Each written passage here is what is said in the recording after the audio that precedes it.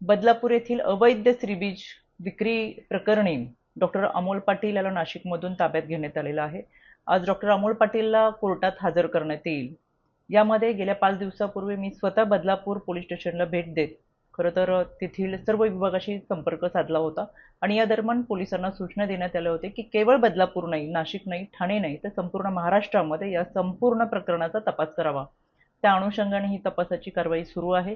यामध्ये बदलापूर पोलीस स्टेशनचे तपास अधिकारी राजेश गजल असतील अतिशय आणि त्यांची टीम अतिशय चांगल्या पद्धतीने तपास करत आहे। यामध्ये जळगाव मधून देखील एक आरोपी ताब्यात घेतलेला आहे, जो खोटे आधार कार्ड बनवून महिलांवरती ट्रीटमेंट करत असताना त्यांचा वापर करत होता। यामध्ये मालती IVF सेंटर, ज्याला नाशिकमधून परवानगी आहे पण हे ठाण्यामध्ये सुरू होतं आणि ठाण्यामध्ये सुरू असताना महिलांवरती अवैधरित्या ट्रीटमेंट केली जात होती। याच अनुषंगाने काही महिलांनी तक्रार दाखल केलेली आहे, पण ज्या महिलांनी अजूनही तक्रार दाखल केली नाही किंवा ज्यांना आपल्या ओळखीची भीती वाटतेय पण त्यांची ओळख ही पूर्ण गोपनीय ठेवली जाईल, त्यांनी पुढे येऊन राज्य महिला आयोगाकडे तक्रार दाखल करावी। यामध्ये केवळ बदलापूर, नाशिक, ठाणेच नाही तर संपूर्ण महाराष्ट्रामध्ये या रॅकेटचे जे पाळेमुळे आहेत ते मुळासकट उखडून टाकण्याचं काम हे पोलिसांच्या माध्यमातून सुरू आहे।